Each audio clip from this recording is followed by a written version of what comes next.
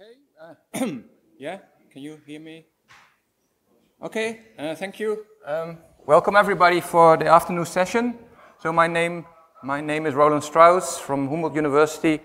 I have a chair in economic theory. And in the second part of the conference today, we will have a session on platform competition, the sharing economy. The format is that we'll have two presentations of 30 minutes, and afterwards we would like to talk a little bit all together with the audience about some issues that will be arise during the talks, I hope. So the first speaker will be Michael Baye from Indiana University. He's Burt Elwood Professor of Business Economics in Indiana University. And our second speaker will be Arun, and now I have a problem, Sundararajan. Okay, so from New York University.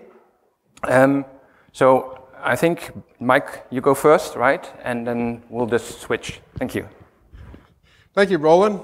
Absolute pleasure to be back in Berlin. It's a beautiful city, and I really appreciate the organizers putting this together, and in particular Hannes for putting it together this particular panel. So what I'd like to talk about this afternoon is platform competition as it relates to the sharing economy. This session is going to be on the sharing economy, and as you know, Arun is the expert on the sharing economy. So I don't know really what I have to offer here. What I want to do primarily is focus on platform competition as it relates to the sharing economy. And to kind of give you an overview, because we've got 30 minutes, and I'm sure we're not going to get through everything we'd like to get through, but the main points I want to make really are just a couple. First thing I want to argue is that the sharing economy is really just another example of a two-sided market. Okay, I put "just" in quotes because there are a couple of nuances of the sharing economy that I want to bring to your attention. Some things that make it a bit more complex, but basically all of the network externalities, the two sides, the fact that the platform can't just focus on one side, it has to also worry about the other side, its incentive to attempt to create a virtual circle, all that stuff that you know from the platform competition literature is going to be relevant in the sharing economy.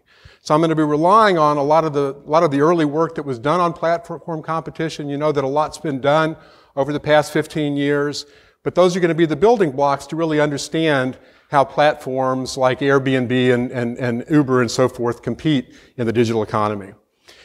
What I also want to argue is that there are some special features of what consumers are after in the sharing economy that I think help explain kind of this recent growth in the sharing economy. Because 10 years ago, people didn't use that term, although, as Arun very nicely puts forth in his book, the sharing economy has been around forever. In one way, and I'm sure Arun will talk a little bit about that. I also want to dust off an old theory paper that I wrote in the 1990s with a co-author of mine, Tom Cosmano, which actually is a model of the sharing economy. We didn't realize it at the time because the sharing economy didn't exist. Al Gore had hardly invented the internet at that point in time, I might add, but nonetheless, I want to share some features of that model that I think are insightful and also point to some nuances that are present in the sharing economy. And then finally, if we have time, I want to talk a little bit about some of the challenges that confront the enforcers that we had the pleasure of hearing this morning. So that's my roadmap. Let's see how far I get through it. So let me just remind you that the key features of two-sided markets are that a platform serves two different constituents, right? Now, in all markets, you've got demanders and suppliers, but the thing that makes the platform different is that it's separated from the other two sides. So, for example, think about an online newspaper, for example. It's got two constituents. It's got advertisers who want to reach consumers, and it's got people that want to read the news, okay? And one of the tools the platform has at its disposal is what prices is it going to charge, right? So the online newspaper can charge subscription fees for people that want to read the news, and it can charge advertising fees for people that want to advertise on the platform, right? And the thing that makes platform competition, platform markets really interesting is these network externalities that people have been talking about pretty much since we got here early this morning. The value of an online newspaper to an advertiser, the only reason they're going to pay bucks to advertise to sell their product, is because people are actually reading the newspaper, okay? So what you get is you get these interesting interactions between different sides of the market. If the platform attempts to extract rents from one side of the market, perhaps exercising its market power, it may shoot itself in the foot because it may reduce the number of people that use the platform, and that then might adversely affect revenues on the other side, okay? So, and I think this is a big point to keep in mind when we think about some of the issues that arise in platform markets. I want you to ask the question, what is it that the platform is doing? So at a very simple level, and the little theory model that I'll show you in a bit is kind of predicated on this assumption, and that is that the platform is nothing more than a matchmaker. It's somehow just matching up buyers and sellers, okay? Or renters and borrowers if you're thinking about a sharing economy, okay? But it's important to recognize that in many markets, the platform is also providing content, additional services that might be valuable. So for example, we all know all the investments Google is making to keep us attached or addicted to our mobile devices, the navigation tools that allowed me to get here from my hotel. All those investments are designed for a purpose, right? So platforms make content too. So we want to think about, in a sharing economy, what is the content that a platform is offering up? Are they just offering up a matching service? Are they also providing content like certification, like maybe some guarantees and so forth, okay? And those decisions, of course, are going to be endogenous. So the key thing to keep in mind, as I already suggested, is that pricing on one side of a platform impacts profits on the other side of the platform. So this morning when we were talking about algorithms, a putative platform that's setting prices that are incredibly high on one side of the platform, benefiting the firms that are trying to sell products on that platform, that platform is not very attractive for the other side of the market to visit, is it? If you go to the platform, you see monopoly prices, well, heck, I can replicate monopoly prices anywhere. Why would I want to go to the platform, right? And that's the tough decision that a platform has to do. It has to balance off those nuances, right? So in the case of a newspaper, the newspaper raises the price of a subscription. It's going to get fewer subscribers. To get fewer subscribers, then fewer people are going to advertise in the newspaper, and therefore overall profits may decline, right? So the key thing to keep in mind in these networks, and sharing platforms are no different, is that the network externalities that are present typically mitigate and reduce a firm's incentive to exercise market power, because by exercising market power on one side of the market, you adversely affect the other side of the market in terms of revenues you can get. So important thing to keep in mind. Lots of other examples of two-sided markets. A couple of well-known facts, I think, in these markets that are important to keep in mind is that platforms often have an incentive to subsidize one side of the market. So for example, we've already talked about Google. How much do you pay in dollars or in euros to use Google Maps or to use any of the other nifty attributes that Google has? You pay zero in those fees, right? You may expose yourself to some ads. You may be giving up some of your information as you're using this, your location, for example. But nonetheless, you're getting something at no euro or dollar cost to you, right? So free access is a kind of a common feature of this. And that means that effectively a platform is subsidizing oftentimes one side of the market with revenues that it derives from the other side of the market, right? So with respect to newspapers, it's well known that newspapers, even in the old non-digital age, newspapers received about 50 or 60% of their overall revenues from subscribers. It was subsidized. Prices for your newspaper are below the actual marginal cost of printing a newspaper because of these network effects. They want to get you on board so they can make money. Of course, there's lots of other examples of that, but the big picture, and the thing I want you to keep in mind as you're thinking about the sharing economy and platforms that compete therein, is that the goal of a platform is to create a virtuous circle, right? It wants to create consumer presence, for example, that will then induce advertisers to come, and then better content then brings more consumers and so forth. So you create that virtuous circle, right? The problem with attempting to exploit market power in these environments, and this is a challenge for many platforms, especially new platforms in the sharing economy, where you often end up subsidizing both sides of the market to get it going in the first instance, is that if you're not careful, you can kill the goose that laid the golden egg. okay? And that's always out there, and it makes it very difficult for platforms to actually get the critical mass. So let's talk about price comparison sites just as one example, and I want to do this because this was something that was chatted about a bit this morning, is price comparison sites. I think all three of the morning presenters talked about that. So that's like a classic example of a two-sided market. The platform is serving two consumer groups. It's serving the merchants. And thanks to the platform, you know, a merchant that's located in the middle of nowhere in Germany can actually sell a product to someone that lives in Berlin. Might even be able to sell a product to someone that lives in Bloomington, Indiana, for example, okay? So the platform is expanding the geographic reach of consumers, which is a good thing on the price comparison site.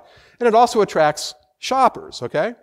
So the key thing to remember when it comes to price comparison sites is the value to one group depends upon the size of the other group and the value that they receive. So as I said earlier, if you've got a price comparison site whose whole business model is about helping firms collude and charge high prices, how many of you are going to frequent that price comparison site to buy? Not many of us are going to go there because you can replicate that walking down the street, correct? So that's an example of killing the goose that laid the golden egg, right? And so you're always balancing these tensions off, and I think that's one of the challenges in my mind from an enforcement viewpoint when you think of platforms. You know, what is the relevant market? Is it the merchant side or the shopper side or some combination of both? And there are interesting cases in the US that deal with precisely that issue, okay? So importantly, in the context of price comparison sites, the endogenous variable really is the amount that the price comparison site is going to charge consumers like you that want to find a good deal, and the price it's going to charge merchants that want to list its price there, right? So again, the firm is somehow trying to balance off those prices. And it turns out that the evolution of price comparison sites work pretty much the same way as newspapers and Google and Adobe and all those other examples. That is, price comparison sites typically completely subsidize the cost to consumers of using the site. You can go to Price Grabber for free, for example. But they earn their money off of the revenues charged by advertising. And as Amelia pointed out this morning, it becomes very important then for consumers to have some understanding of any kind of incentive that the platform might have to provide misinformation to consumers and so forth, okay? So here's just a screenshot, and I want to show you this not because I think this is particularly interesting now, but I just want to highlight the evolution that we've gone through over the past 15 years when it comes to digital markets, okay? So this is a screenshot from a price comparison site called pricegrabber.com. And what I have here listed is all the merchants that are paying Price Grabber for the privilege of listing their price on this site. For an exact same product, it's a Samsung UN46C700 46-inch flat screen display monitor. And the prices, as you can see, range from about $1,300 all the way up to $2,500 plus some change. And the really groovy thing about this price comparison site or virtually any other price comparison site is you can click that price tab. It's going to automatically sort these from lowest to highest price. You can immediately identify the firm offering the best price. The firm discloses that there's free shipping, there's no tax. And of course, this raises an important question about the quality of the platform. Suppose the platform is in an environment where these firms are just making up bogus prices. Or you actually click through and go to that firm's website and the price is not the price that's listed there. That completely destroys the value of the information the price comparison site is offering up, correct? So it's reasonable, at least from an economic point of view, for the price comparison site to put some restrictions on the pricing practices of firms that are advertising prices here, i.e., your price here better match the price that's showing up on your website, right? So there's two ways you can interpret that. You can interpret that as a restriction on competition. You're forcing the online channel here to exactly match the brick and mortar price, for example, that might be at the store. Or you can view that as a reasonable restraint that the platform is imposing to ensure the efficacy of this site that's going to allow consumers to make save consumers lots of money, right? And that's the tension that the enforcers face every day as trying to balance off the potential anti-competitive effects of a limiting practice like that versus the potential benefits to consumers.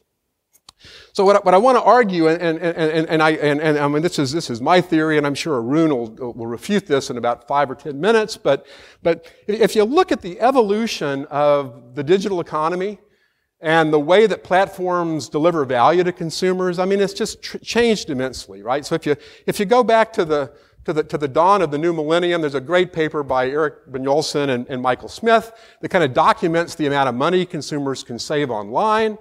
That's pretty much what you see in that price comparison side. If you're privy to the lowest price in the market, you can make good money. I've got a paper with John Morgan and Patrick Skolton where we look at the impact of competition that's brought on by the fact that firms know that consumers have good information, and look at the impact of that on prices. And what you see is that competition leads to substantial reductions in prices. So what's measured here is the average gap between the lowest and second lowest price. What you see is as the number of competing firms goes from two firms out to 60 firms, the difference between the two lowest prices in the market, which is a measure of price dispersion that really is immune to asymmetric equilibria in homogeneous product Bertrand games, for example, that the price gap falls off dramatically. And kind of going back to an old paper by Bresnahan and Rees, you get those, kind of sweet spot effects showing when you got like four or five firms, right? So if you think about this from the standpoint of a platform, you're a platform that's trying to deliver value to consumers.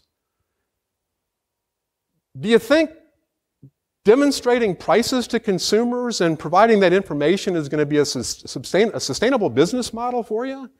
If all firms are charging pretty competitive prices because consumers have good information, then heck, you can just free ride on the presence of these guys and go anywhere and buy the product and get a good deal, right? So it's kind of interesting as we look at the evolution of the internet.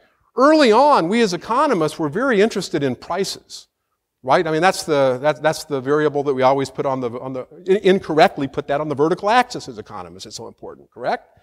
And so we focus on that, thinking that price competition is going to revolutionize the world. And it turns out that maybe we've kind of missed the mark. And there's a sequence of papers by Eric Brynjolfsson and Michael Smith, and one I really like, Brynjolfsson, Hu, and Smith, that really document that huge surplus is being generated in the economy for consumers through the product variety that's available out there. Kind of the so-called, I'll just use this term loosely, when I think of long tail, I'm thinking of heterogeneity, man. I might want something way out there that I can't find in Bloomington, Indiana, but if you can expand my reach to perhaps merchants that are somewhere in Germany, I might find that product that I want. Like a Hans Groller faucet, for example, that I purchased online, okay? So that's just an example of the values that are derived. So if you think about the evolution of sharing platforms, it's perfectly consistent with a platform's desire to efficiently match people with heterogeneous tastes and heterogeneous products and so forth, right? So the sharing economy, I would argue, is just a natural extension of this heterogeneity, and we'll talk a little bit more about that in a moment. So there's just lots of examples of these things. I say they're just another platform. We'll talk a little bit more about that in a moment, but as you know, there are a lot of these things that are quite popular, like Airbnb, where you can, you can rent your home out, you can rent out your apartment in certain cities, car sharing services, talent sharing services, just a whole host of these platforms have evolved. And what I want you to think about is the heterogeneity that's there in terms of all these different things. Think about a platform where people might have different values of their time. How much time do you economists and lawyers want to spend circling around the train station in Berlin, potentially picking people up and transporting them to the conference? Probably you value your time way too much to do that. Maybe some of the grad students don't, but many of you don't, right? On the other hand, people that have fairly low values of time might find that to be a productive activity, right? So again, it's that heterogeneity out there that offers up the ability of a platform to do things. And I'll just remind you that we talk about the platforms endogenously setting fees to kind of find that sweet spot between the two sides of the market, maybe subsidizing one side, earning revenues on the other. The nature of those fees are themselves endogenous, and there's been some nifty evolutions of those over different platforms, and one wouldn't expect the one-size-fit-all pricing model to work, okay? want to briefly go over this little sharing model. Okay, so this is a paper, the title of the paper was called Choosing Sides in Matching Games, Nash Equilibrium and Comparative Statics, published in 1990. This is, we came up with the idea of the paper before I even knew I was using BitNet, okay, whenever we were thinking about this paper. And so this is the way it works. So again, this gets back to the long tail issue, the heterogeneity, right? So imagine that there's some distribution of unit values of an item. Think about this as the value of your time, just to fix ideas. And there's some cumulative distribution function f of a. And of course, there'll be Pareto-efficient trades. People that don't value the item very much should sell it to the people that value it a lot, right? So imagine that there's some gain you're going to get if you sell, and there's some gain you're going to get if you buy. We use buy and sell, but you can interpret S as people that are sharing their product, and you can think of B's as the people that are borrowing the product, if you like. So it works for the sharing context. And the platform is a matchmaker that's charging fees to people that either want to, we say buy or sell, but want to share or borrow the product. And these are just participation fees. And again, it's a two-sided market. People might want to cross-subsidize that. And of course, consumers have the choice. You can either try to use the app to get a Uber, or you can use your own car to supply Uber services to someone else, or you can say, heck with it, I'm not going to participate, right? So you as a participant get to make that choice. And so this is, I'll get rid of the math, but this is pretty much what happens. It's not really that surprising. So people that don't value the item very much are going to have a gain to being a sharer in this model. It's going to be downward sloping, look something like that. People with really high values, they want to get the item from the other person. And it's possible that you get a full participation equilibrium, that is where everyone is using Uber. How many of you have never used Uber before? Raise your hand real high. Okay, we're not in that equilibrium. We're in this equilibrium right here. And that's one where these people in the middle are choosing not to participate. Okay? And to me, this is something that makes the sharing economy fundamentally different from a lot of platforms. Okay? First of all, when we look at this, normally we think about firms and consumers, correct? Right? And that's just a fiction, right? Who is it that owns firms in the economy? It's consumers. They are shareholders in these things, right? There's complicated principal agent contracts and all that. But we have this artificial dichotomy of firms and consumers. The beautiful thing about the sharing economy is we have these folks called participants. And the question is, which side of the market are they going to participate on? Or not at all, right? And the platform's fees impacts the participants of these things, okay? So a peculiar thing about this particular model is that the comparative statics, that is how market participants react to a change in the cost of participating in the market, are pretty counterintuitive, are pretty bizarre, pretty complex. So the first thing I want to point out is if it becomes more costly to be a sharer in the sharing economy, the math shows that fewer people are going to want to share their products. Very intuitive.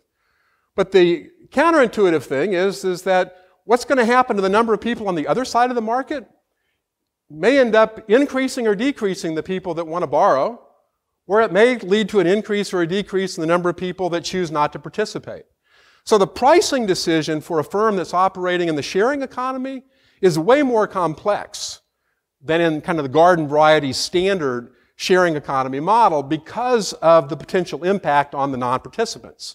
And it's not clear where the non-participants are going to go when the fees are altered, okay?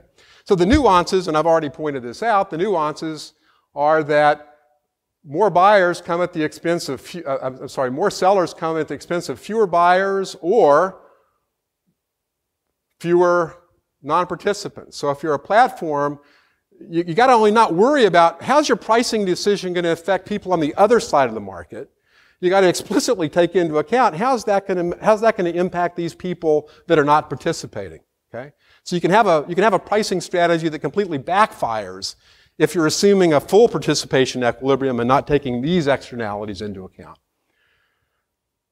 Another feature here is that the key driver of the gains to exchange here are all about heterogeneities, and that was the point that I was trying to make earlier, that it's all about the long tail. It's about the heterogeneities. And if you think about the evolution in the digital technologies and capabilities that have occurred over the past decade and a half, with the cloud, the amount of data that can be stored, the amount of information that is at firms' fingertips, that create concerns either on the consumer protection or potentially antitrust side in some ways of thinking.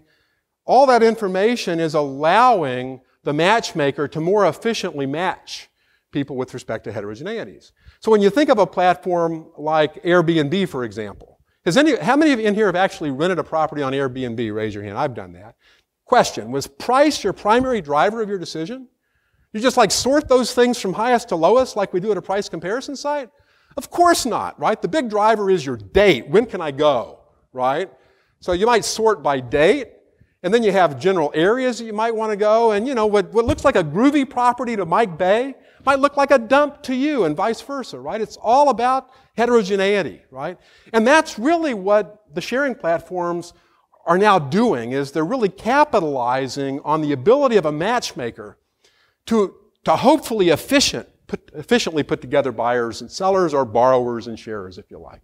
So let me just conclude by throwing out a couple things, and we can talk about these and other things during the discussion, which I think is the best part of these things. I mean, their part was great, but best part of this session is going to be the Q&A, I can assure you.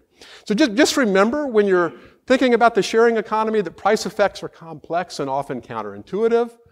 Market definition is tricky. You not only have to worry about the impact of pricing decisions on both sides of the market, but you've got to take into account the impact on non-participants as well. The non-participants might be people that are just sitting in the sidelines, or there might be people whose technology is disrupted by the evolution of this platform that's now threatening the existing platform. Lock-in is no guarantee. Innovations can completely trump an existing technology. I think MySpace is kind of the poster child of that. You think about how big Google was at the time that Facebook actually entered with what became the dominant platform. It's just not clear that there's a significant first mover advantage or lock-in. There could be, and you want to certainly guard against that from an antitrust point of view. But I would also argue that social media now makes it incredibly easy to facilitate a global coordination from one equilibrium to another, right? That's usually the problem you have when you're telling, kind of the textbook story of coordination failure, and the reason it's hard to tip from one platform to the other is that, heck, there's millions of people in the world using this platform, and in order to effectively tip, we would all have to move at the same time, right? How in the world are we going to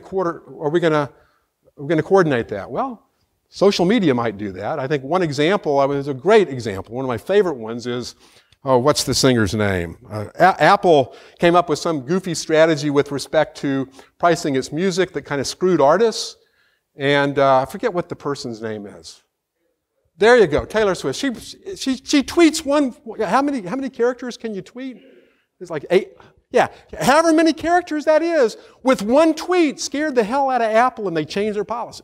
Okay, that's social media having huge impacts. With all due respect to the enforcer, that's a pretty powerful bully pulpit that social media provides. This was, I think, amply discussed this morning, the rent-seeking and rent-preserving activities that go on when you have a potentially disrupting technology like Uber that makes the value of a taxi cab medallion in New York City fall by a factor of half, and you're starting out with lots of zeros after the initial value. It's hugely costly to existing platforms. It's disruptive. City of Austin, I'm 70 miles from where I grew up, banned Uber. New York City has had trouble with Airbnb, largely because of the rent control mentality in New York City. So there's and a lot of there's lots of good reasons why you might do this from a social perspective, but much of the stuff is it's going to harm taxi cab drivers, and so forth. So you got to worry about that. And then the last thing I'm going to leave you with, and then I've exactly exhausted my 30 minutes, is that it can take time for platforms to fully evolve to work out kinks, right? I mean, these are incredibly complex markets that we're talking about here in terms of the value that consumers might get, Mike Baye's taste for privacy versus Amelia Fletcher's taste for privacy might be a bit different. And trying to find that sweet spot where we're each giving up just enough, where maybe Amelia is just indifferent and not between using the platform, and Mike Baye say, heck, take some DNA if I get better outcomes. It doesn't really matter, right? Those are hard decisions. So when you think about Uber, right, and a lot of the problems that it's facing across the country, and when you look at some of the pitfalls, and I'm sure Arun will talk about this, that Airbnb has had, just remember that these are works in progress. It takes time for competition to solve problems. And lastly, I want to say that when you think about the disruptive effects, people worrying about taxi cab drivers losing their jobs, you worry about hotel industries losing all the capital that they've built. It can take a long time. And this picture comes from a paper that that was in a volume that Catherine co-edited with Babur dos Santos and Matthijs Wildenbeest. What this does is it traces U.S. retail sales at brick and mortar stores. And what I want to point out is that Amazon was founded in 1994.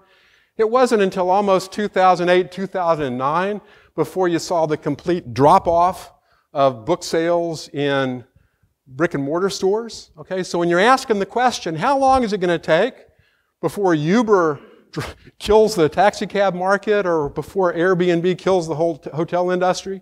It can be a decade or more before those effects are ultimately realized. So anyway, that's my 30 minutes, and I think that's a good place to stop. So thank you.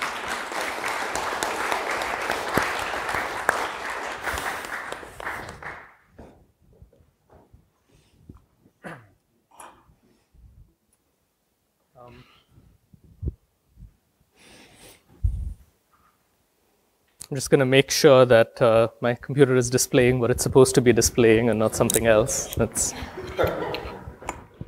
always a risk when you're using your own computer. So I'm delighted to be here. I'm also delighted to be sharing a stage with Michael, whose work was very influential to me early in my career on gatekeepers and on price dispersion. So I'm looking forward to our conversation. I'm going to take a picture of all of you, if that's okay. I tend to take pictures of, and I encourage you to sort of return the favor at some point during the, it seems like there are two of us tweeting about this conference. There's me and there's the BCCP site. So I want you guys to sort of add to that. But so maybe if I tweet a picture of all of you, it'll encourage you to sort of go and discover what this thing is. I also take these pictures because I figure I'm going to have grandkids one day and they're not going to listen to me. And so I'll show them all these pictures and tell them people used to come to hear me speak, and what I say is important. Anyway, so that's the plan. I'll keep you posted on whether it works or not. Do you know where the other part of this is? So So I've been interested in the sharing economy for about 6 years. It sort of motivated me to write my first book a few years ago. I'm probably going to trip over this at some point during my talk.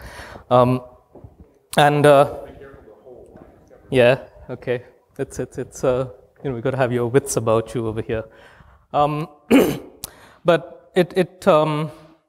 and I agree with Michael that, if one thinks sort of deeply enough about this, there's a lot that can be learned from the literature on the long tail in thinking about sort of the evolution of the sharing economy. There's a great paper by a former colleague of mine, Heskey Bar Isaac, on long tail markets, a 2012 AER paper that I have my doctoral students read right before they we get into the section on platforms and the sharing economy. The book is recent enough that I start my talks with it. For 6 months I was out there sort of pitching the book to people, and so I can't sort of get past the habit of saying I wrote a book and here it is, and read it, and it's available in other languages as well. And most people who sort of pick it up or who are interested in the sharing economy seem to sort of associate it with one of two sets of companies. There's one set of companies that have collectively raised like, over $30 billion, I think, in venture capital now. Uber is one of them, but the bigger one is Didi Chuxing from China, which has 20 million rides a day, 300 million customers, I think 16 million drivers, and are looking abroad, and so sort of to be continued in terms of Uber actually having a large global competitor, or Airbnb, which at its last round of financing was valued at the level that puts it sort of comparable to most large hotel chains, and so has sort of attained the scale that takes it away from being a niche market to being the world's largest provider of short-term accommodation. I'll have more to say about that in a few minutes. But a lot of other people pick up the book expecting to read about time banks and bike sharing and renting an electric car from a service that is provided by your city, going to the library, joining a food co-op, and I say very little or nothing about that. Because really, what has been interesting to me is something that I label crowd-based capitalism. It's not what my publisher wanted to call the book. This is what I wanted to call the book, and they were like, no, call it you worry about what's inside the book, and we'll take care of the title and the cover design, because I wanted it to be white as well, with sort of a thin red border. And they were like, no, blue sells better because, people notice blue. So this is what this talk is going to be about. Okay, it's going to be about crowd-based capitalism, and I'll explain to you what it is very briefly, and then I'll give you some examples. And then if I have time, I'll talk a bit about some economic effects that I've modeled. I'll end with some regulatory issues that have come up. I mean, this topic has caused me to converse with the regulators at a much higher intensity than any other topic that I've studied in the last 10 or 15 years. And so it seems like there's a whole new world of regulatory challenges that sort of transcend the usual market power ones that come up when we talk about platforms. But I sort of see this model as a natural evolution of where we were at the end of the 20th century, where we evolved from the Adam Smith type sort of individual provider to individual consumer marketplaces, the kinds that are described in your micro textbook. We went through the 19th century of the internal combustion engine, the railroads, the telegraph, the telephone, mass production, mass distribution. And by the end of the 20th century, we had reached a point where a vast majority of the economic activity in developed economies was organized as managerial capitalism, as sort of hierarchies that employed thousands or tens of thousands of people providing goods and services to sort of a set of consumers. And so what we seem to be seeing early examples of is some sort of hybrid between the hands-off 18th century sort of individual to individual marketplace and the 20th century managerial capitalism hierarchical organization, in which parts of the hierarchy are preserved in what we call a platform, but a significant fraction of the economic activity is delegated implicitly to a decentralized and heterogeneous crowd of providers. Okay. Now, what this ends up doing is hopefully distributing capital. It certainly potentially increases the impact of this capital. It can lead to consumers choosing models of consumption that involve owning fewer assets, sometimes but not always. It shifts the basis for commercial trust, commercial consumer trust, away from brand, which has really been sort of the dominant source of consumer trust in the last 50 years, to digitally provided trust. And it blurs a bunch of lines between marketplaces and traditional companies, and I'll get to this later, between personal and commercial, and between casual labor and full-time work. So let me start with a familiar example. The television that I watched when I was a teenager was produced by large companies. The content was produced by large companies and distributed by large television networks. So one set of companies produced the content, a different set of companies distributed the content. if I look at the kind of content, video content that kids watch today, it is still distributed by a large hierarchical organization, which is YouTube, owned by Google, sort of north of $10 billion in video advertising revenues now, so approaching a double-digit percentage of global video advertising revenues. But the content is not produced exclusively by traditional managerial capitalism hierarchical organizations. Some of it is produced by famous musicians, some of it is produced by movie studios, some of it is produced by people who specialize in YouTube content and who are running a small business through YouTube. But a vast majority of it is produced by people who really have no commercial intent and are just sort of putting stuff up there. And so, for example, there's a video of me hang gliding on YouTube. I put it up there to share it with friends, and then I didn't have my privacy settings right. So 43 other people have viewed this video of me hang gliding, and so that apparently is entertainment for some people. But I started with YouTube because it's familiar to everybody. But the model is not that different from the examples that follow, where you've taken out what used to be economic activity done by traditional large organizations, and you've decentralized it to a heterogeneous crowd of individuals who have a new kind of relationship with the platform. It's economic dependence to some extent, but it's not really employment. So I'll skip the philanthropy example and jump straight to peer-to-peer lending, another example where you can go to a platform like Funding Circle in the UK and apply for a loan. The typical customer to Funding Circle is a small business. The typical loan ask is £50,000. They provide all of the information that you would traditionally provide a bank. But if your loan is granted, it's not granted by Funding Circle, it's granted by a distributed crowd of lenders on Funding Circle. Some of them are professional commercial lenders. Some of them are wealthy people who want to help out the small businesses in their neighborhood. Some of them are people who have repurposed their savings account as a source of I'm going to become a small business lender. So the typical loan is funded by over 200 people, some of whom lend as little as £20 each.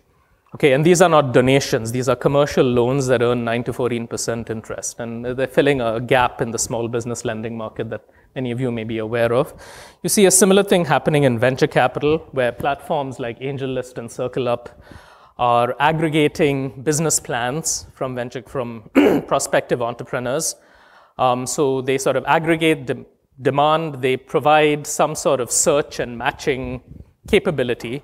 But the actual funding of these plans, if they are funded, doesn't come from the platform itself. It comes from a distributed crowd of experienced and novice venture capitalists. Some of them are like the guy who runs Techstars in New York, invests on AngelList. Some of them are people like me who think I know a little bit about tech. Let me sort of see if I can make a few smart bets. And some people are just saying, well, no Vegas this year. We're going to put our money into the next tech company. You see this happening in rental car as well. Instead of going to Hertz or Europcar or a traditional rental car company, you can go to a range of platforms. There's Getaround and Turo in the United States. There's Drivey in Germany and France. There's Start, which used to be Pipizhush in China, which is actually the largest in the world. But the model here is that you go and you sort of search for a particular car, you get a bunch of prices and a bunch of options. But when you actually click on rent, you're not renting from Getaround or from Drivey. You're renting from an individual who has put their car on the platform as an object to be rented. Some of these are people who are just sort of making money off their cars. Some people have bought 5 to 10 cars and are running this as small businesses through the platform. Some of these are people who have a large car rental company, local. There's one with 300 cars in San Francisco, and have decided to use the platform as their channel. There are different examples from retail that I'm not going to get into, ranging from sort of makers selling stuff on platforms like Etsy, people renting out their stuff on platforms like Peerby and StyleLend, and people reselling in a traditional eBay-like model on platforms like Mercari. It's happening in food as well, where platforms like La Ruche Curevi are allowing a platform to directly connect the producers of meat and fish and fresh produce directly with the consumers in a platform-like model. It's going to happen in It's going to happen in energy. Once the battery technology is good enough for us to reliably store the solar power that we generate from our rooftop solar panels, we will definitely enter a world in which platforms are mediating the local redistribution, not feeding back into the grid, but local redistribution of energy in a way that is going to hopefully decentralize the production infrastructure for something as centralized today as energy. It's happening in professional services where there's an increasing number of specialized platforms that are allowing you to not work for a company full-time, but sort of hang up your digital shingle and be an independent consultant, but through a platform that is aggregating corporate demand, doing some filtering, offering some trust. So there's Catalent, which has close to 40,000 consultants. There's UpCounsel for lawyers. There's Gigster for high-end computer programming. There's Universal Avenue for sales. There's some other platform whose name I don't remember for accounting. And so it's happening in professional services as well. And you might notice that I haven't mentioned Uber or Airbnb as examples yet. And there's a reason for that. It's because I want to communicate the fact that to me that this trend is bigger than these headliners. There is fundamentally some different way of organizing economic activity that seems to be taking shape here. We're in the experimenting stage. These platforms are going to be an increasingly important part of our economic landscape. And so understanding them, regulating them right, changing labor law to sort of accommodate the fact that the relationship between a provider and a platform is different from the relationship between an employee and an employer. These are sort of critical policy challenges for the next decade. But back to Airbnb, it's a good example of crowd-based capitalism because the host on Airbnb is really running a business. They set price, they manage inventory, they build a brand through the reputation system, they do merchandising through their description and their pictures. And if you do better, you get more demand. If you don't do well, you get less demand. And so it's not like a completely independent small business, but there is truly some sort of decentralized capital that's being created here. This is not just a channel for the provision of labor and talent in exchange for money. Airbnb, on the other hand, has a layer of capital as well. It is aggregating demand. It is sort of building a brand. It will sort of it will find you an alternative source of accommodation if something goes wrong, potentially. It takes on some, it provides insurance. So it's doing some of the things that you don't normally associate with a hands-off marketplace. And that, I think, is an important source of confusion in a lot of people's minds as to how exactly do we label this. This doesn't seem to be a traditional company. This doesn't seem to be a hands-off marketplace. What is this? Okay, so this simply illustrates that across a range of industries, if you add them all up, they're more than half of the GDP of most developed economies. There are alternatives to the traditional model of managerial capitalism that seem to be emerging that I think will become increasingly dominant. So my final example is of transportation, but it's not the familiar example. It's a perhaps less familiar example to some people, although there are probably far more BlaBlaCar users in Germany than there are Uber users at this point. How many of you have traveled on BlaBlaCar? Good. How many of you have driven for BlaBlaCar? Okay, a couple of people. So for those of you who don't know BlaBlaCar, they allow you to sell a seat in your car if you're driving from one city to another. So you can say, well, I'm driving my Mini or let's take a slightly bigger car, the equivalent of a Toyota Prius. From Berlin to Hamburg, I keep the windows down, I play heavy metal, sometimes I smoke cigarettes, I'm very talkative. They even have ratings for drivers. You can be blah, blah, blah, or blah, blah, blah, depending on how talkative you want to be. And it's €8. There's someone else who might say I have a BMW 7, it's air-conditioned, soft jazz, or you choose the music. I'm not going to talk too much. Leather seats, I'll stop whenever you want, €20. So this is a market matching people who want to ride with people who have a ride. And as illustrated by the next video, which I hope will play, the scale of this is just immense. And so these blue dots are measuring the number of people traveling from one city to another in the empty seats of someone's car. BlaBlaCar's got over 40 million members now. They are in 22 countries. Every 3 months, 5 times as many people travel on BlaBlaCar in France as on the Eurostar train network. You add up all the people traveling on BlaBlaCar every day, it's almost 3 times as many as the number of people who travel on the US national rail network Amtrak. And so what they've done here is that they've created the equivalent capacity of national infrastructure by tapping into spare assets, but also by layering enough digital trust into their system in a way that allows you to get into a stranger's car and say, drive me to another city. This is very different from accepting a package from a stranger through a platform like eBay. The stakes are a lot higher. What could go wrong is a lot higher. And I think part of the reason why we had to wait so many years for the sharing economy as we know it to emerge is because we didn't have the infrastructure for creating digital trust back in 2000. Now we've digitized our social capital through platforms like Facebook and LinkedIn. We've brought online government ID. You can hold up your license in front of your webcam, and in 30 seconds, a system will validate it. So we've added those to the reputation systems that powered eBay, and now there's enough thickness in this digital trust infrastructure for us to do things like sleep in a stranger's spare bedroom, hand over the keys of our apartment to a stranger, give our car to a stranger for a few hours, ride with a stranger to another city. Okay, I don't think that the trust thickness is high enough for us to trust our energy supply or our healthcare yet.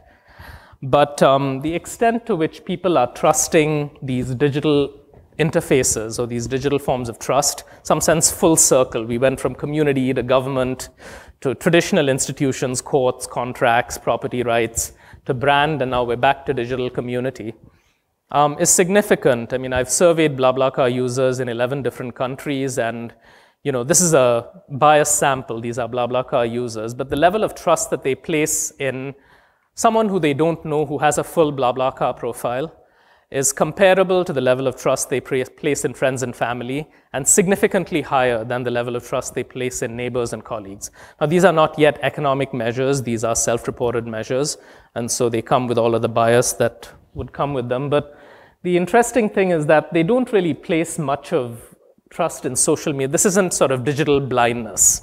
This isn't people saying, oh, I trust someone online. Something has happened here that is significantly different. And, to me, understanding changes in trust is central to understanding the evolution of business. And when I feel like we have sort of reached a point where digital trust has finally come of age. And so it's not unreasonable to expect that we will see significant changes in how we organize the world's economic activity. So let's talk a bit about how much time do I have? About 10 minutes? Yeah. All right. So I'll spend 5 minutes on, like 3 or 4 minutes on economic impacts, and then 5 or 6 minutes on regulation. So one of the characteristics of these platforms is that they seem to blur the lines between personal and professional in the provision of commercial services. So what do I mean by that? Well, you've all probably picked someone up from the airport if you own a car, picked up your friends' kids from football practice, cooked a meal for someone in your home, had a house guest stay over. Maybe some of you have lent money to a friend. How many of you have lent money to a friend? Okay. People always sort of, most people smile when I ask that question, but there's always someone whose face falls. Sometimes they stand up and leave the room. They're on the phone, like, where's my money?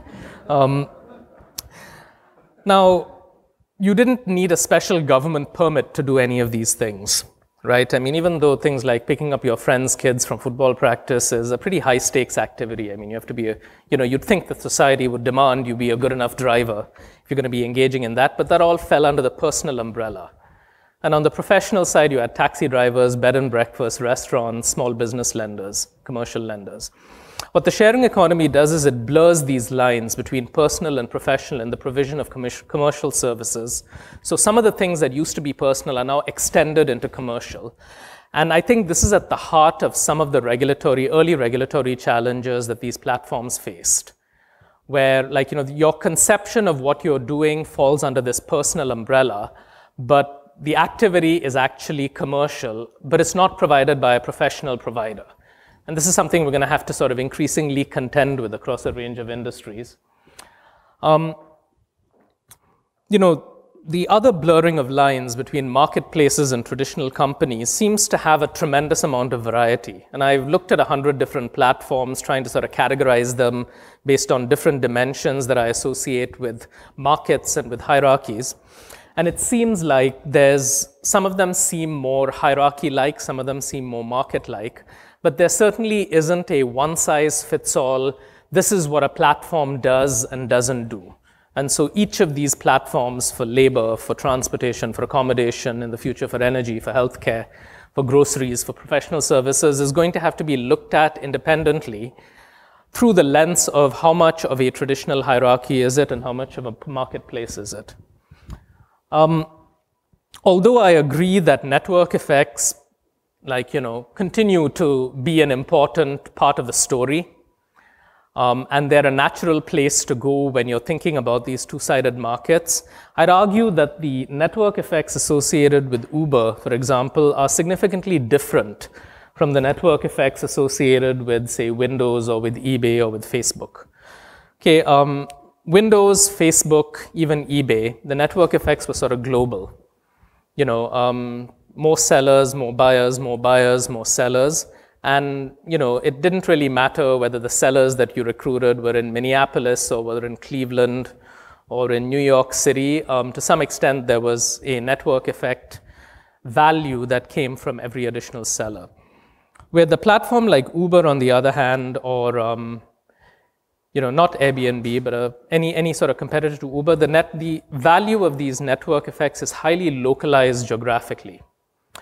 So supply and demand are sort of co-located geographically in some sense. And as a consequence, barriers to entry are far lower than you would expect. Over the last year, I've seen a platform called Juno successfully enter the New York City ride-sharing market. They, at last count, had over 20,000 of the 30,000 drivers who drive for Uber also drive for Juno. People can multi-home much more easily. Providers can multi-home much more easily, which sort of changes. But I don't see any significant network effects barriers to entry in these Uber-like ride-sharing marketplaces or others that are geographically local. Cleaning services, handymen, certainly true for sort of copy editing, which can be sort of provided globally. And so in thinking about sort of why is Uber as dominant as it is? I mean, it's 20th century traditional sort of access to capital, speed of global scaling. Those are what have fueled its growth rather than there being some sort of winner-take-all effect that is spreading across the world. I'm going to spend my last 5 minutes on regulation. There's some other stuff that I've done on the economic effects of rental markets that I won't get into, but you can ask me about. But here are some of the regulatory issues that come up when I talk to people in government about the sharing economy. There's clearly sort of entities ranging from the FTC to the Mexican Competition Authority to the European Parliament have been interested in market power for sure.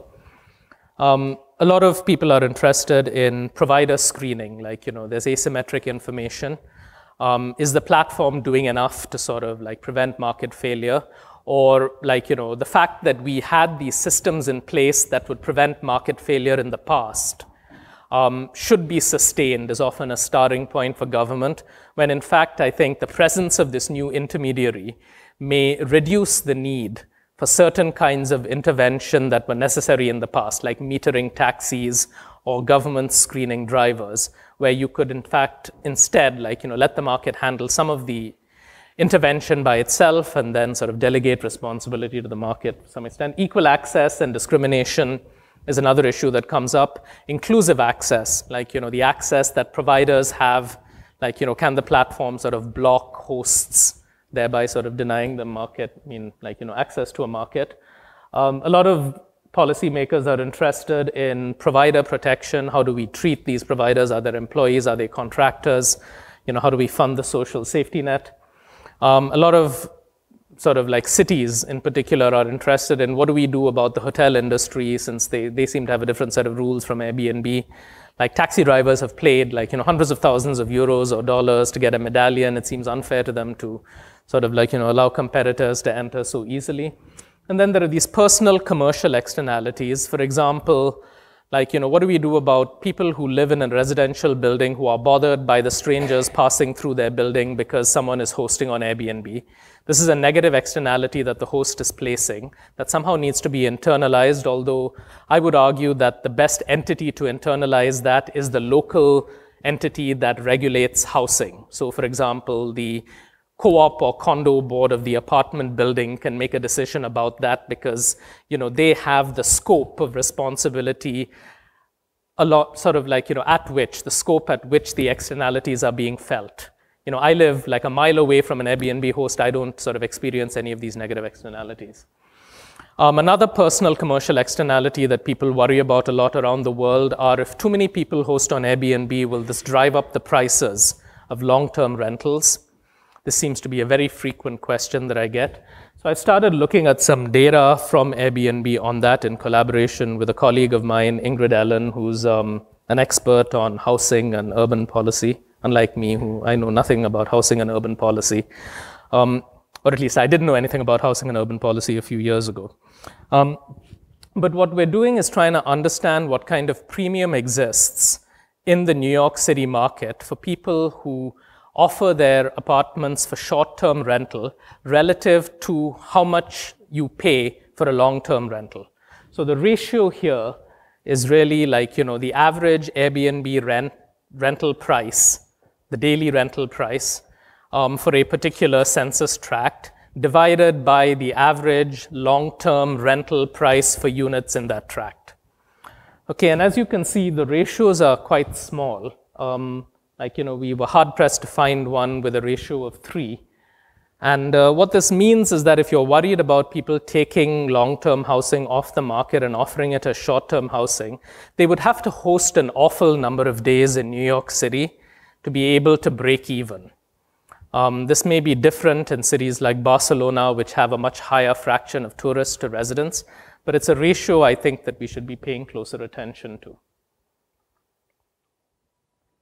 Okay, so I'll conclude with some thoughts about delegating responsibility to platforms.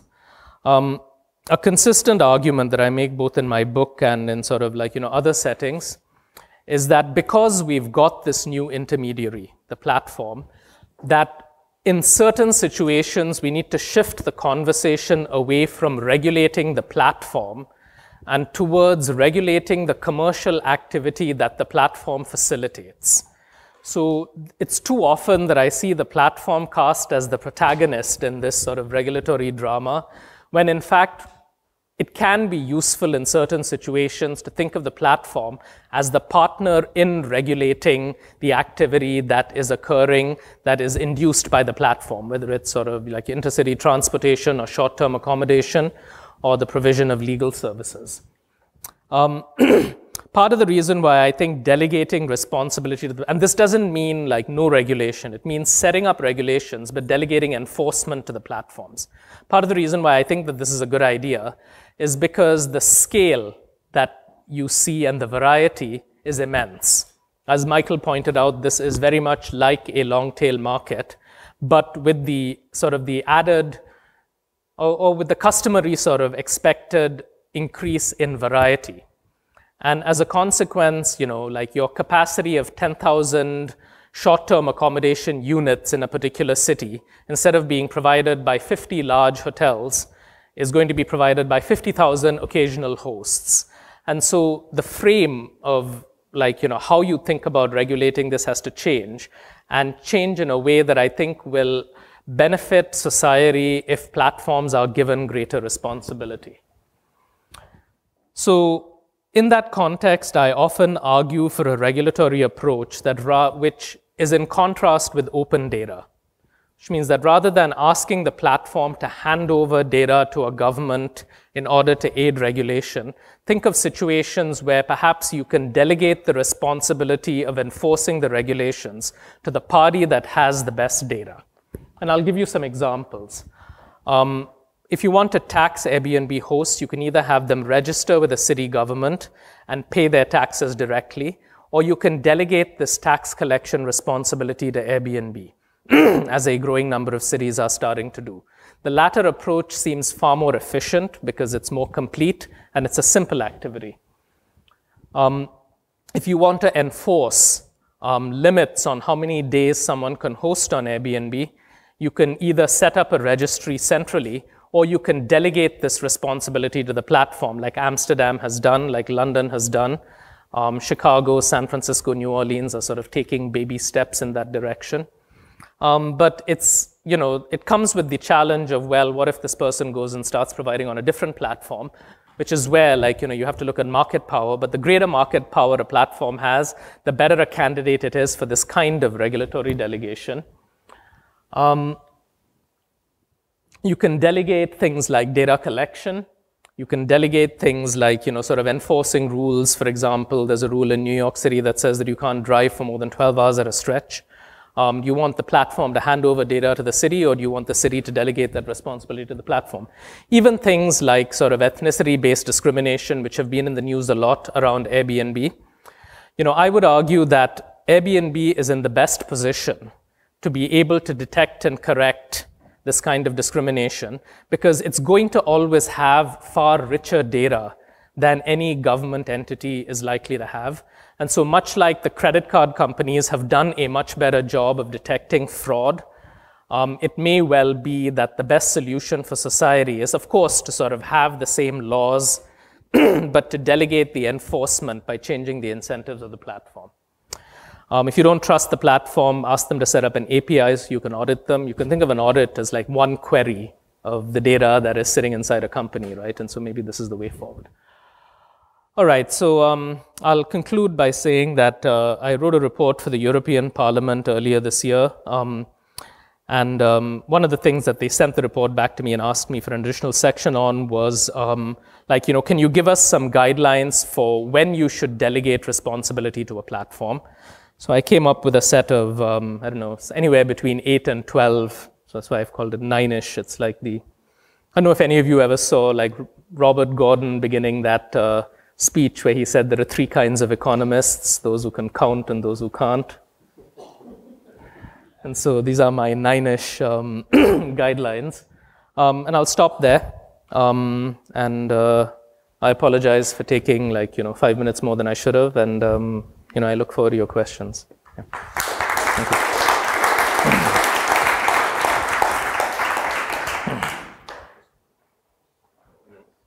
I'll sit on the side you sit. Okay, so I would like to thank both speakers for very inspiring and thought-provoking talks. Okay. You kind of created a problem for me because I promised the audience talks about the sharing economy, and Michael started by saying, I'm not going to talk about sharing economy. For a sharing economy, it's a two-sided market, and I'm talking about two-sided market. So I set all my hope on Arun, who wrote a book with the title Sharing Economy, and then he says, well, I wanted to call this book differently. That was the editor's choice. I want to talk about crowd-based capitalism. Yeah? So I took the 1 hour time to kind of find a common thread and connecting back to the sharing economy. And although your talks were very different, I see there a common thread, which is very interesting. It's this idea of that these new institutions, the sharing economy institutions, have these platform ideas there with a buyer side and a seller side. But there's a blurring of lines, like you said, who is a seller, who is a buyer, and sometimes you're a seller, sometimes you're a buyer. And my question is, would you see this as being a different kind of economic institution that separates them from traditional ones? I mean, I think they're one and the same, really. I think the idea, when you think about, buying and selling a piece of property, you're talking about a perpetual property right? When you rent something, you're getting kind of a temporary property right to live in a property while you're renting it. So I think the buy, sell, rent, borrow part of the sharing is kind of a fiction from a modeling viewpoint. Where it's not a fiction is some things that you touched upon in your book and that you spoke here, is the ability to bring idle capacity into a market in a way that circumvents the need to build infrastructure to alternatively deliver that same thing. And that's not really the focus of what a lot of the debate is about, how efficient it is to utilize these resources. So that's my take. Yeah, no, well, naturally I agree. But also, you know, I do think that certainly the invisible infrastructure potential of these platforms is something that is not looked at too closely. This is something that the city of Tokyo is looking at very closely as they get more interested in the sharing economy, with an eye on the 2020 Olympics and the desire to not overinvest in sort of physical infrastructure the way cities often do before they host the Olympics. But I also feel like you know, we're facing a potentially different pace of development in automation technologies in the coming years. You know, I think the capabilities of artificial intelligence and the promise of robotics are reaching a point where a growing number of professions are going to face this threat of substituting capital for labor over the coming 2 or 3 decades. And I think it's going to happen at a pace that will make the provision of labor and talent in exchange for a salary increasingly unviable as a way of earning a living. And we need an alternative. And I'm not someone who advocates basic income, like, you know, the government pays everybody a fixed amount every month. Instead, I think that if we somehow push things towards, if we bias outcomes for platforms towards the ones that are genuinely creating decentralized capital, where you own a tiny business that you run through the platform, that this could be a model for how we can earn a living in the future as owners of tiny businesses that are operating through a large platform. And so this sort of large-scale provision of sort of income-generating activity is something that I see distinguishing these sharing economy platforms from ones like Facebook or Google. I mean, I don't deny that Google has a bunch of people who are making money through sort of search advertising. But this is going to sort of hit a number of traditional professions. And so we should also view them as the institutions for the future that are going to be responsible for more and more people earning a living, and view sort of regulating them and regulating the activity sort of facilitated by them through that lens. Okay. Yeah. So getting back to regulation, so with a two-sided market, you have the sellers, you have the platform and the buyers. So the buyers we don't normally regulate. So regulation is then, it can be at the platform level, you talked about this, yeah, or we regulate the sellers. Yeah. Are these complementary models, or are they subsidiary models for regulation? Have you any views on that? You want me to? Well, you Sure. kind of wrote a nice paper about. I think that they're complementary. They're complementary. In that, you know, there are certainly going to be frequent market power issues that arise with platforms in the future. As I sort of pointed out in my talk, some platforms are likely to naturally have more market power than others. And this is something that, you know, where you certainly should think of the platform as the object of regulation.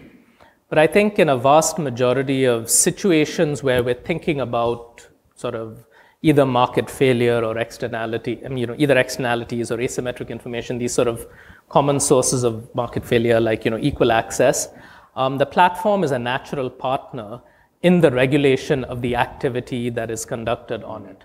I mean, eventually it's the provider that you're trying to regulate in most of these situations, right? Whether it's, you know, we want our drivers to be safe, we want these apartments to be clean. We want to make sure that, you know, someone who wants to host has access to the platform. We want to make sure that, you know, the cleanliness standards of an apartment are high enough. We want to make sure that, like, you know, the spillovers that are caused by the commercial activity are internalized appropriately. All of these are really regulating the providers. And the platform is sitting there as a third party with really good information and great enforcement capabilities. if someone breaks the rule, they can disconnect them. Okay, and so it seems like to me the question shouldn't be, should we involve them in regulation, but what are the situations where we shouldn't involve them in regulation despite the fact that they are best positioned. But they also have their own incentive, right? These platforms to make sure that the apartments are clean, the car is clean. And so how much does the platform incentive align with or diverge from the societal incentive is sort of one good touchstone. In the case of apartment cleanliness, there's clearly an alignment of, you're not going to get much business unless, the apartments are clean as a platform. But there's also sort of, reputation systems on the platform that are going to do a pretty good job of sort of detecting and correcting activity. On the other hand, traditional sort of sources of market failure, like a sufficient number of wheelchair accessible vehicles. This is not something that the market is likely to provide on its own. It's where you still need rules. Posting fire safety or sort of fire, what do you do in case of a fire? Again, something that it's not as if people are going to complain on Airbnb that they hadn't posted. And so those are the kinds of things for which we're still going to need governmental rule setting. But we can still involve the platforms in the enforcement of these guidelines, so of these rules. So I think we also want the audience to participate. So please, there's a microphone in the room. Please tell your name and your affiliation before you ask the question. I'm Dorothea Kübler. I'm at the BCCP.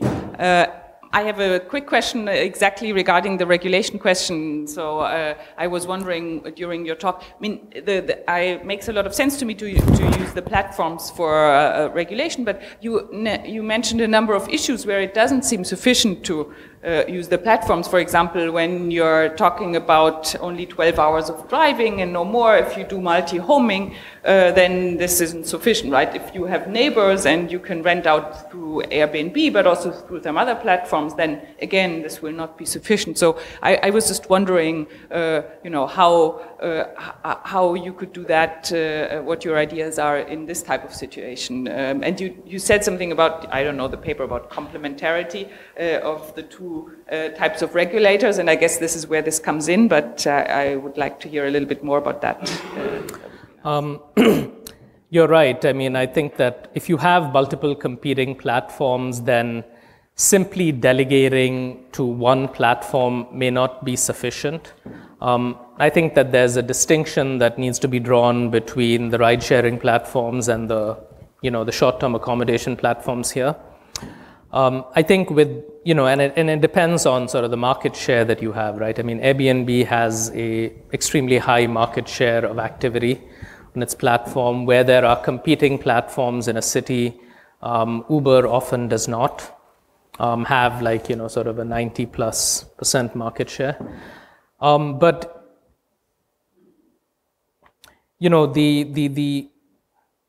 the idea that the platform should hand over the data to the government for the government to sort of then add up the numbers and regulate, to me seems like one of multiple alternatives. Another could be to have the platforms themselves coordinate in a way that sort of caps people at 12 hours. The worry I have whenever I speak to sort of a regulatory body that wants to receive data from a platform is that there's always going to be a limit on once you say transfer the data over for regulatory purposes, it's going to be constrained in very specific ways. If on the other hand you leave the data in the platform and hand over the responsibility to the platform, it has all available data that potentially for, so if you take a situation like, sort of discrimination, the movement of the scrolling behavior of a user may be a good signal of sort of illegal activity on that front, something that it's very hard to imagine having transferred over to the government. So, I think we have to decide this on a case-by-case basis. I think, in a few years, as we delegate more and more to platforms, they're going to start pushing back, saying we don't want this much responsibility, right? I mean, you don't ask Apple to sort of monitor jaywalking, even though they could, for people who own iPhones. You don't ask the automobile manufacturer to sort of regulate speed limits, even though they could technologically. And so that is probably going to be the conversation rather than should we delegate. Yeah. Yeah. Okay, my name is Christian Miche from Universidad Pompeu Fabra. I have a question that is slightly related.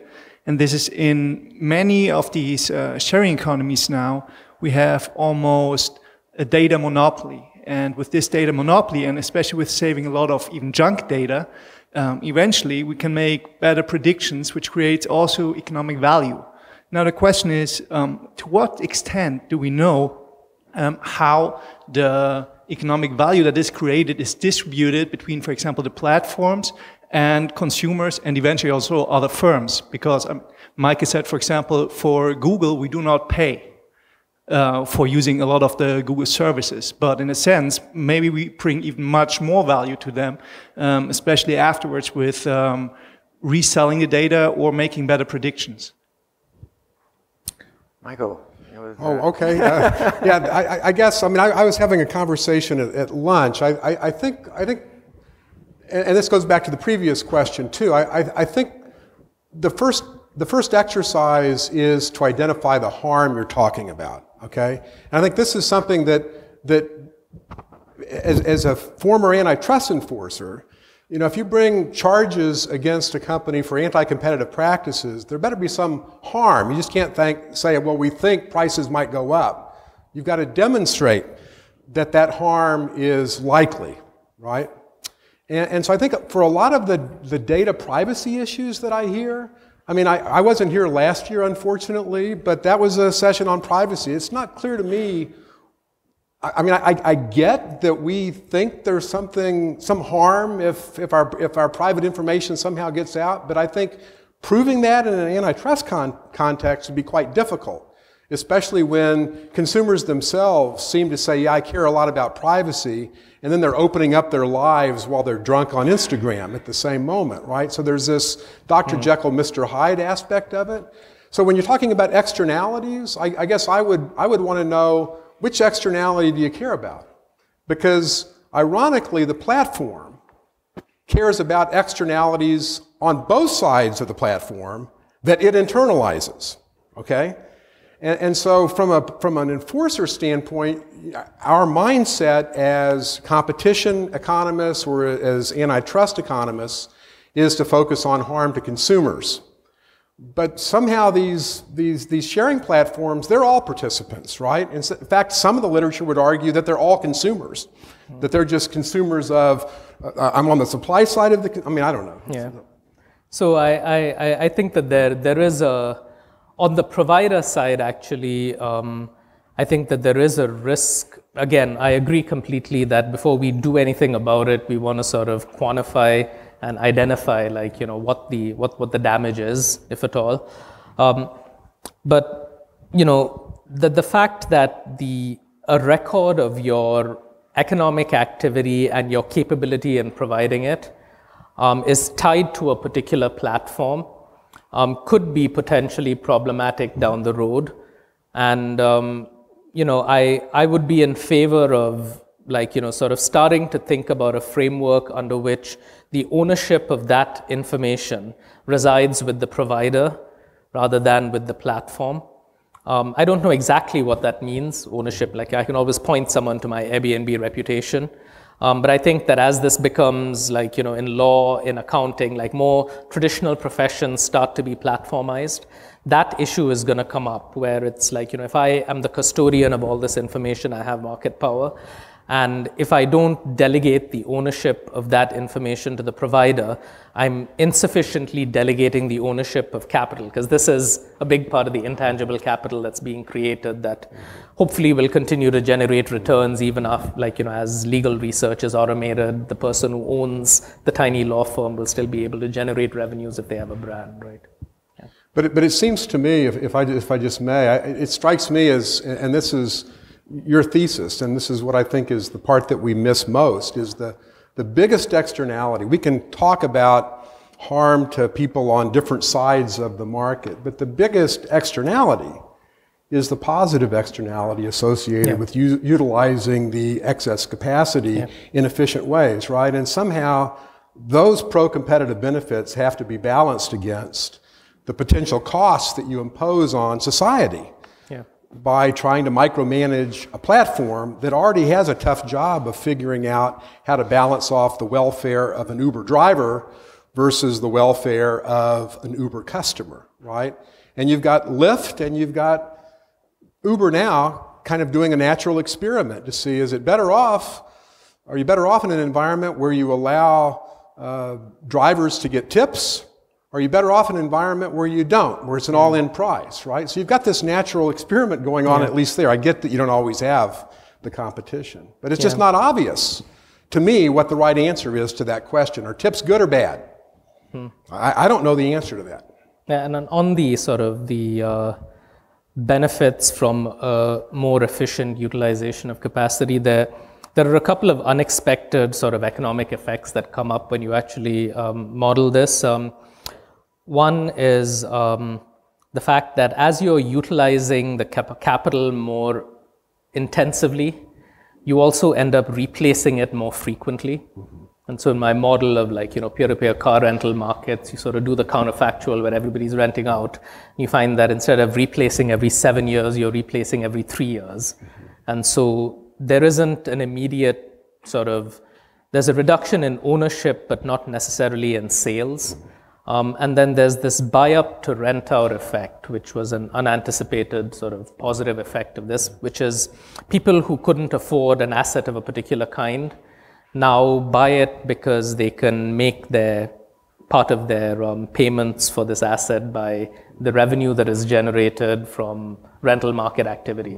And we see this in the data as well. A significant fraction of the people who are renting Teslas out on these peer-to-peer car rental marketplaces in San Francisco are people who otherwise would not have been able to afford them. And so to the extent that you want a more equal distribution of enjoying the good things in life, I think that these sharing economy platforms sort of have that positive effect on society as well. Yeah. There was a question there on the left. Yes. Yeah.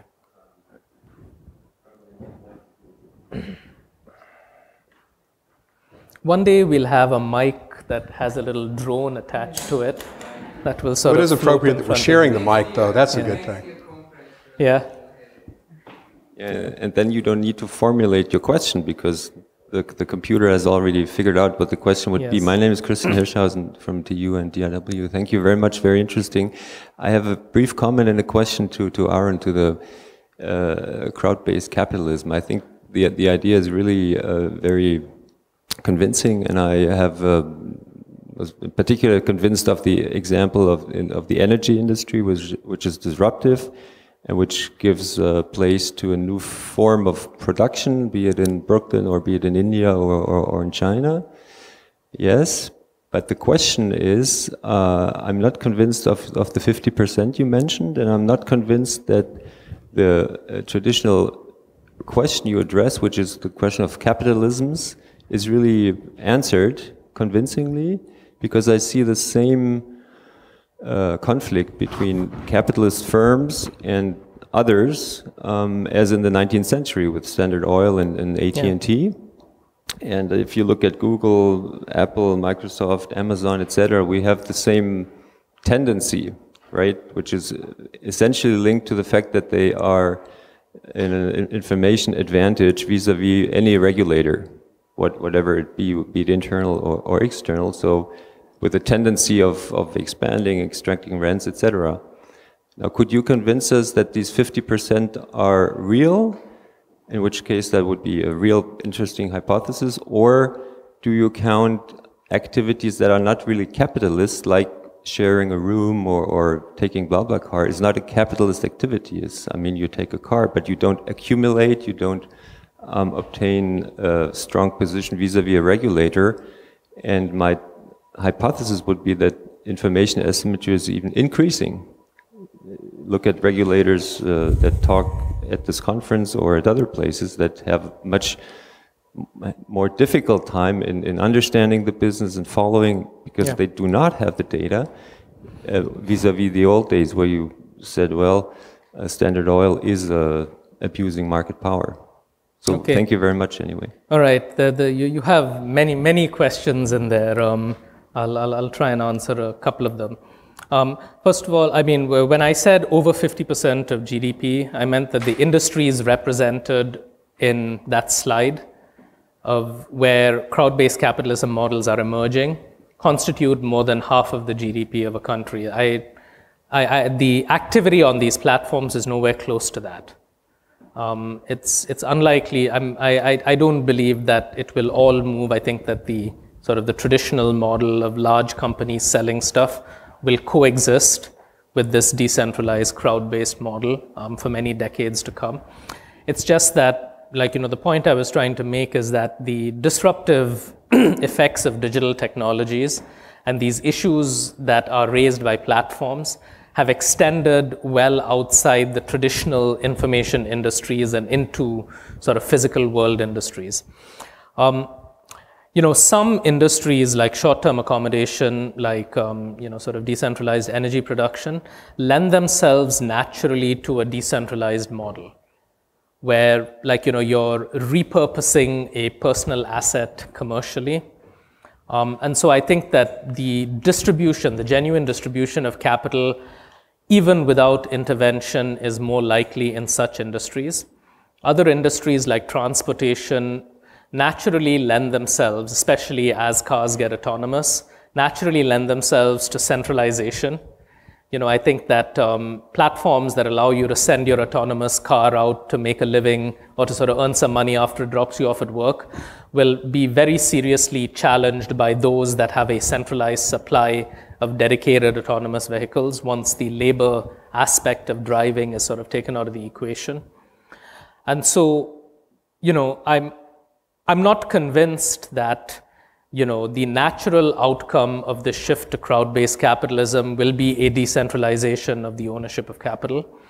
But I think that in certain industries, we want to nudge outcomes in that direction through actions like, sort of delegating the ownership of sort of like, the information generated from the activity to the provider, favoring platforms that are genuinely decentralizing capital ownership and creating tiny businesses over ones that are simply using this as a conduit to labor. So the potential is there. The potential for inclusive growth is there. It's by no means guaranteed. It could well be that some giant company sort of simply leases the roofs of everybody's home and sets up solar panels for them, and then it sort of goes down the centralized route again. But that would be a missed opportunity to me for actually decentralizing the capital ownership of society. So. My question is, does it work? Okay, yeah. My question is closely related, in fact, and unfortunately I haven't read your book, but if we are really moving towards a crowd-based capitalism, and employment will be less and more people working through these platforms, how do we prevent that will all be low-income jobs, as it seems to be the case with Uber?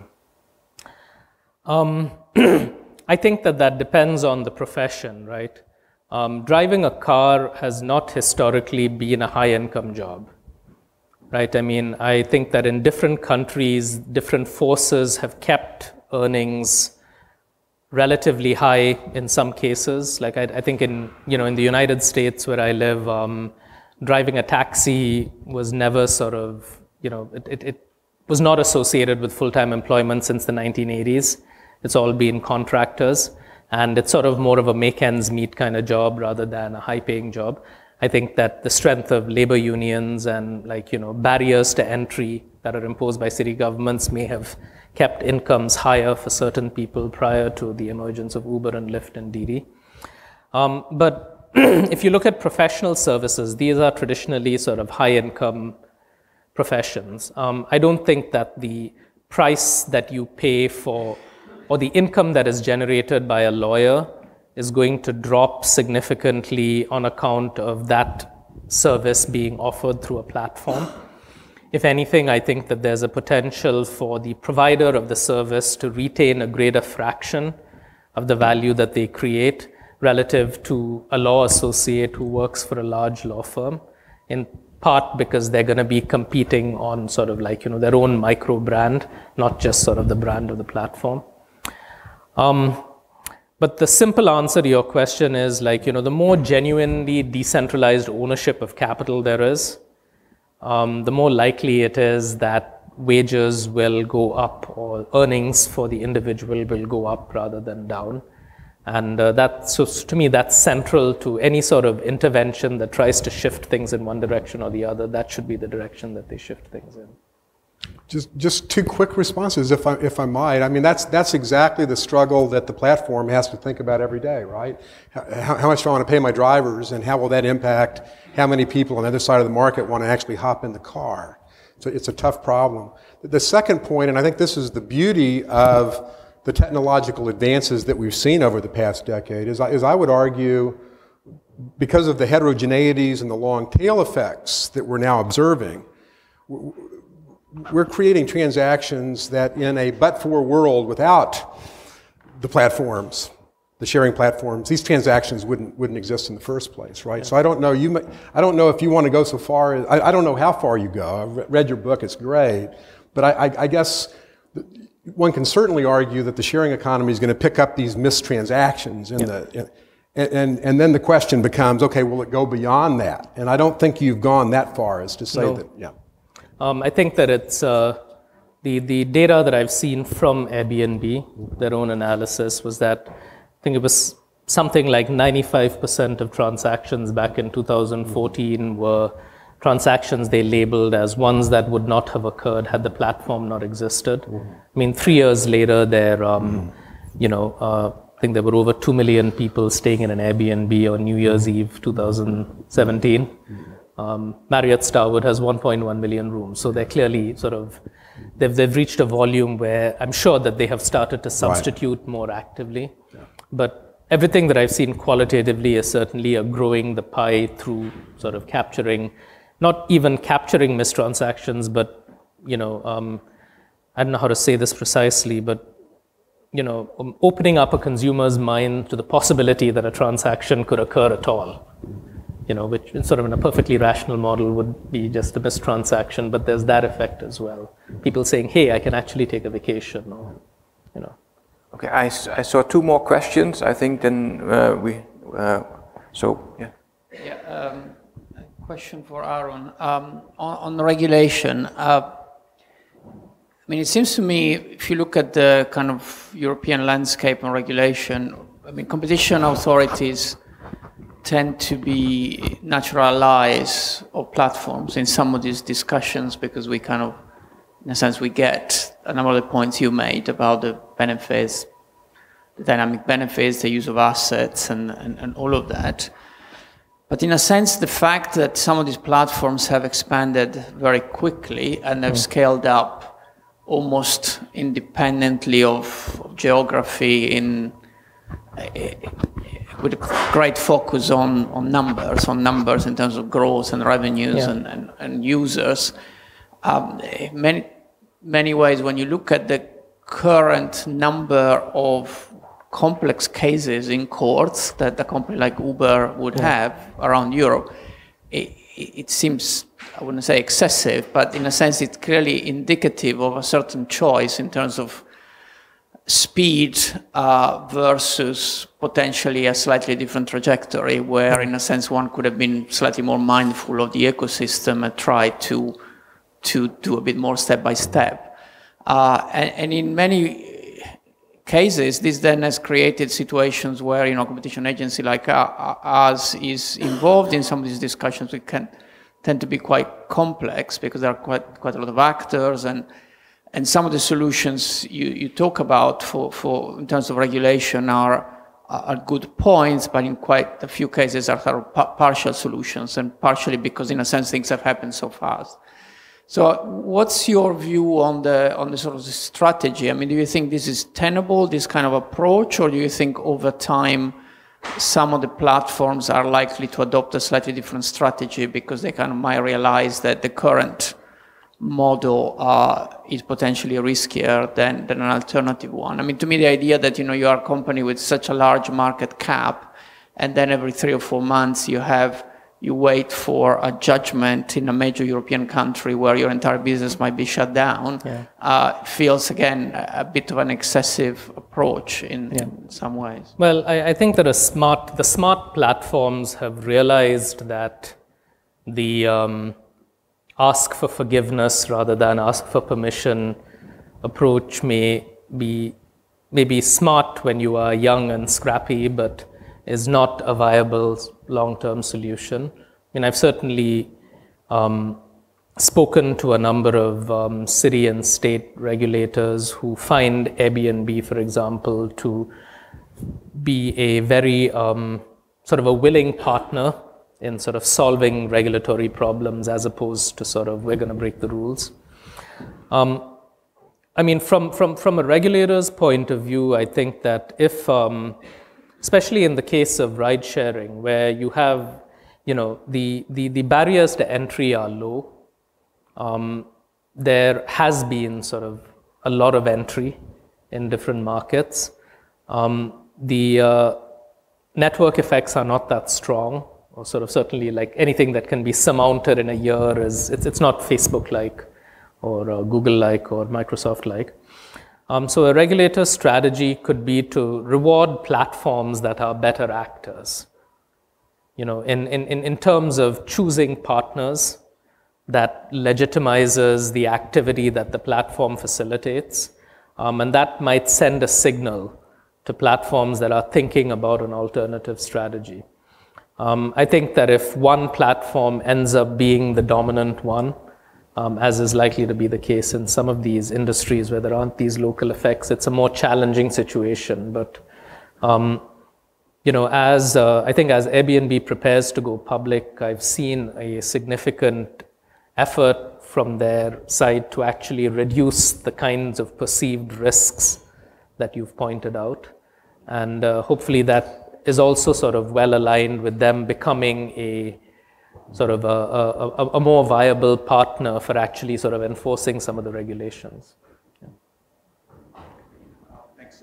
Joe Clardy, University of Illinois. I think you've got at it a little bit, but I was wondering, to what degree is regulation necessary? Is there a tension between sharing and professionalization of some of these platforms? Recently I went with Airbnb to Amsterdam, and the Dutch have a long tradition of regulating what might otherwise be illicit activities, let's say.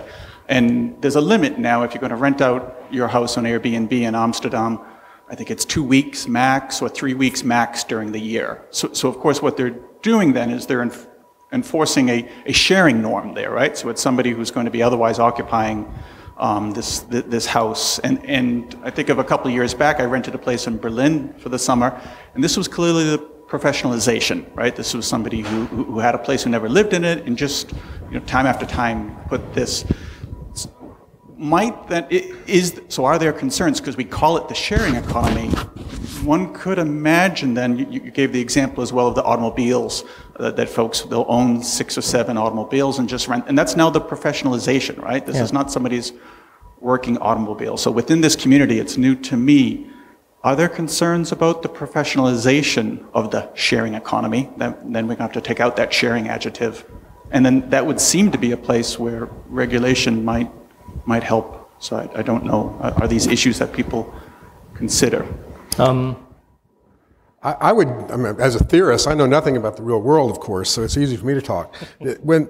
I think of economies of scale, right? It's a question of, can you replicate, right? So the beauty of the sharing economy is it lets small actors that normally wouldn't be able to compete because they don't have a fleet of cars out there to handle the demand that might show up today, to replicate what you might get in a big economy, right? So it strikes me that sure, but I'm thinking a little bit more dynamically here. That's at the beginning. One could imagine that this might be professionalized. One might imagine that eventually the folks who are a little bit more professional are going to be able to... You know, if there are economies of scale in renting out, I would guess one big professional guy would kick all the small guys out of the market if there's any economies of scale in doing that. So I guess I don't see it as a problem if it's professionalized unless there are externalities that are not accounted for in the market by professionalization. One might imagine. Sure. And I think that the contrast between peer-to-peer car rental and short-term accommodation is telling here, because I think in the peer-to-peer car rental example, where you have seen sort of like a significant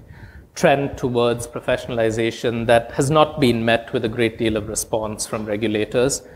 I think it's because there are no perceived harms that can come from someone running a business of renting 10 cars out. On the other hand, with the short-term accommodation, the harm that is perceived is of taking units off the market, sort of bypassing hotel laws, while there was a guy who was running like 50 apartments out of a Manhattan building a few years ago. And this doesn't sort of fall under any sort of label of the sharing economy. But over there, certainly the kinds of actions that regulators are taking to prevent professionalization of this, like the 60-day limit in Amsterdam, there's a 90-day limit in London, are a good step in that direction, because the value of this sort of societally really does come in part from the fact that you're repurposing a personal asset as a commercial one. I'm not, so long as, if there are clearly identifiable harms that come from this professionalization, I think that we've got examples in the short-term accommodation market of limits that are being placed in order to curb it. I think the platforms themselves seem committed to not having sort of full-time providers of sort of executive apartments on them. But in other markets where there seems to be little or no problem with this, I certainly see it happening, but it's probably a good thing, right? I mean, because if we've got tens of thousands of people who are running small car rental businesses while benefiting from the global reach and scale and sort of other sort of economies of scale that come from access to a global market, to me, this is a good thing vis-a-vis the model where a few thousand people work for a giant car rental company. But the evasion issue, it strikes me as, again, I get that professionals that evade rules could be a bad thing if the rules make sense. But it's somewhat of a paradox that, when I think of ride sharing as evolving because of, at least in the US, highly regulated taxi cab markets that have restricted entry and kept prices high, that's true. They're evading those rules. And so I just would say let's make sure the rules, and you mentioned this I think in your talk, is make sure that the rules make sense, and there certainly rules do make sense. Yeah, I mean, it's hard to find someone who would argue in favor of the status quo for taxi in the United States. Sure. No, the only question is... Because that had already gotten professionalized in a particular way, because in New York City, the medallion prices were over $1 million. Yeah. So you had investment consortia who owned these, would rent them out to the drivers for $130 for a 12-hour shift. And sure, that's not the straw man that I'm it's a sharing economy. And so the label itself, as I mentioned, had I had my way, the book would have been called Crowd-Based Capitalism, but my publisher is probably going to watch this and then sort of call me and say, I don't remember having that conversation. But I remember like a decade ago, LinkedIn would object to the term social media being used for their network because it was a professional network and not a social network. And I had a colleague who would say, why do we call Twitter a social network? I mean, you're not really socializing on it. But today, a decade later, the phrase social media has assumed a meaning that is independent of its constituent words. We don't think of social media contacts as friends in the same way that you socialize with them. So, it's possible that in a decade, the term sharing economy will simply mean something different from our traditional use of the word shared. And hopefully in a decade, people will think that I coined the term because I have the book that has the title. And so that's the outcome that I'm betting on. So. Okay, I already got signs from the organizer that we run a little bit over time, but that's probably a good sign. So I would like to thank Michael and Arun again for sharing their thoughts about the sharing economy.